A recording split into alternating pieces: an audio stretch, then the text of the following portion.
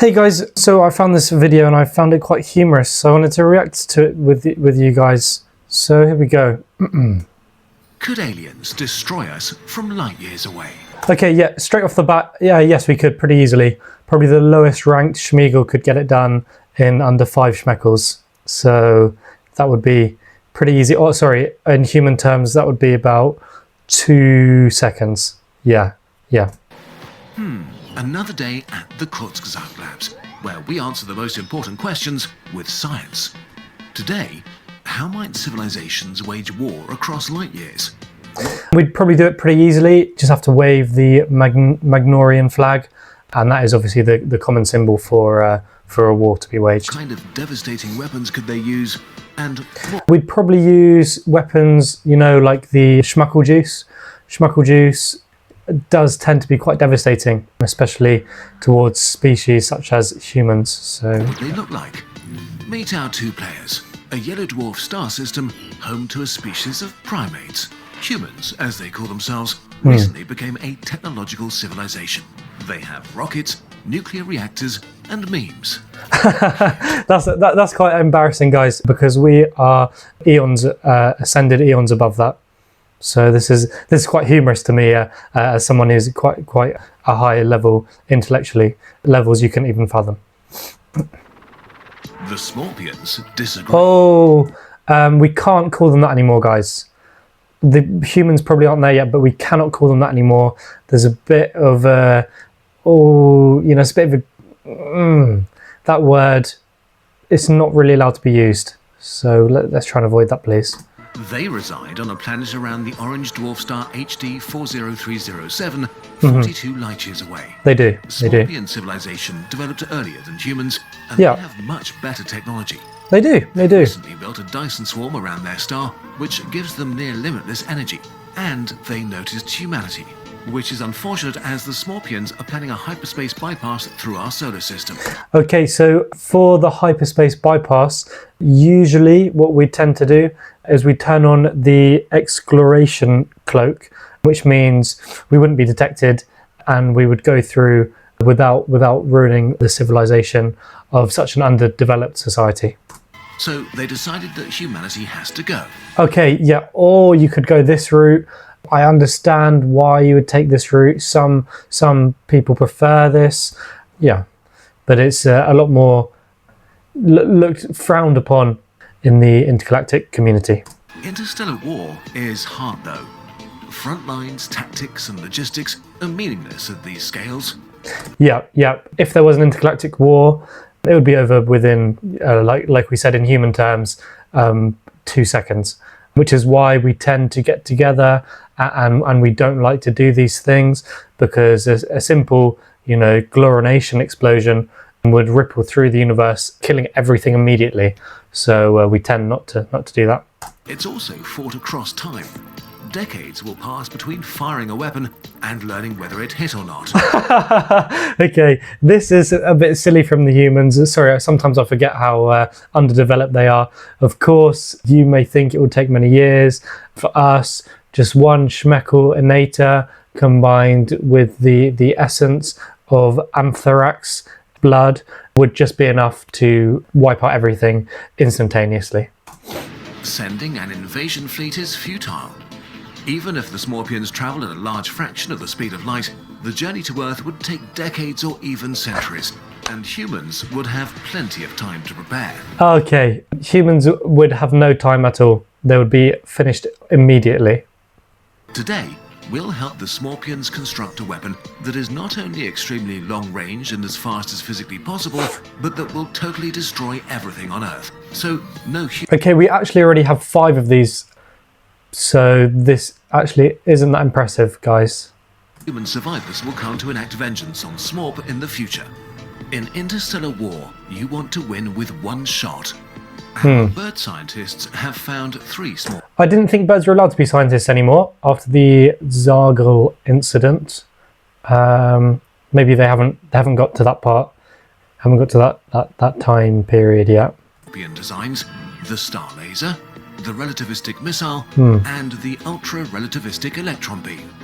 All based on real technologies that humans are using in some form already. Okay, I was going to say these things are very underdeveloped and not as good or as powerful as anything we have. So I was wondering why they were going that route. But if it's what humans have, then I understand it's all going to be useless and no effect at all to us. Let's see how they work. The star laser. As an advanced technological civilization, the Scorpions harness the energy of their star by surrounding it with billions of solar power satellites. Okay, we did actually try and harness the energy of one of our stars, and Zorg did end up frying himself. It was all over the local news. So I would suggest to avoid this. Yeah, Zorg, rest in Schmorlon. This Dyson swarm collects 1% of the star's energy output. 1 million billion watts. 50 billion not that times many, more not that than many all watts. Humanity generates. Human-built lasers use small mirrors to focus. That's embarrassing. That's embarrassing, guys. The Scorpions could turn their entire Dyson swarm into a collective focusing element 1 million kilometers wide. The star laser has an insane range as a result, enough to focus on target Earth from a distance of over 2 million light years. That's actually quite a small range for what it is. That would be known on the lesser side of the star lasers. Okay, let's shoot it. Countless tiny beams combine into a single huge beam. Laser beams are normally invisible in space, but the star laser is so powerful that light scattering off bits of dust and gas in its path makes it clearly visible in the sky. A gigantic column of green light. The laser travels at the speed of light, which oddly enough is still pretty slow on a galactic level. It takes a whole day until the laser has left the Scorpion system. Again, Shooting not true. into the 42 years after being fired, it arrives without warning. Humans only notice a weird green glow in the sky, and then they're gone. 1% of the energy of a star concentrated into a beam the diameter of Earth, traveling 42 light years. It burns the exposed half of the planet with the intensity of 3 million suns. The seas boil and evaporate, fires scour the land, and within minutes, Earth's crust begins to melt into a sea of lava. As the planet rotates, it turns into a red-hot hell with no trace of life. After a day, it's all over, and the laser dies down. In another 42 years, the Scorpions will know if they've been successful. This is quite embarrassing that this would demolish the whole planet of Earth. Sometimes we run around as young beings and throw this Gloron goo on each other, and it's just a little fun game we do, and it would have the same effect as the star laser destroying the Earth, but to us it's just a light tickle. That's another thing about interstellar war.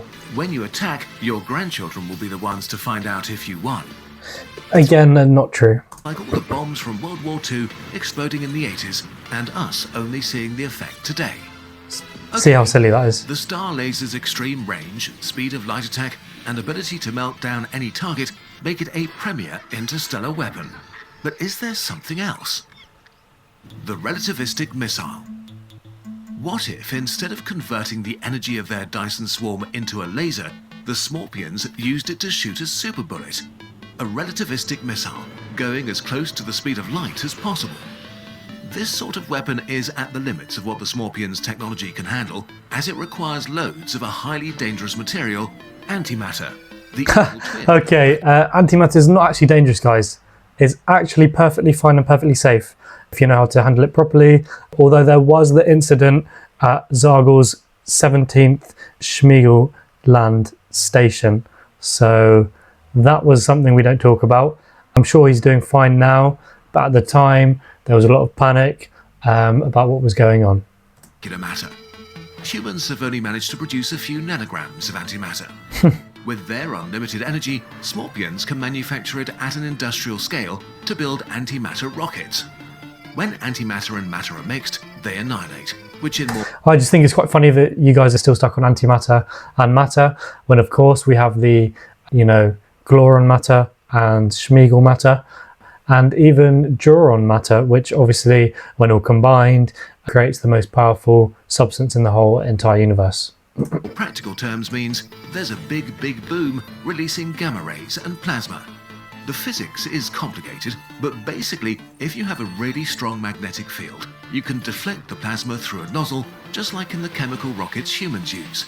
But it would be much, much faster. The fastest rocket possibly, basically. That would actually be quite slow.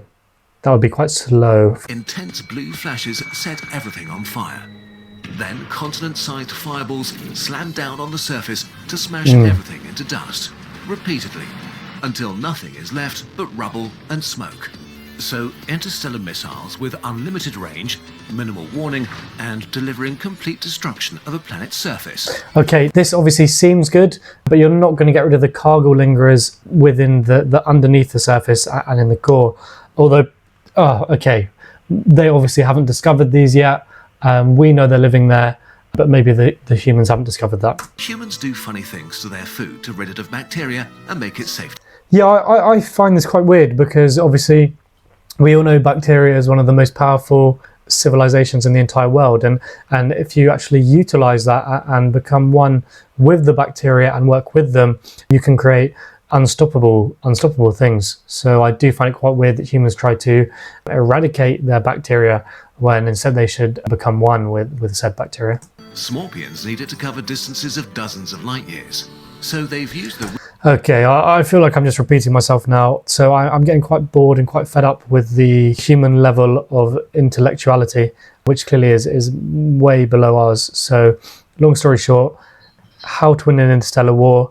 You wouldn't, we would, and it would be over before you even knew it happened.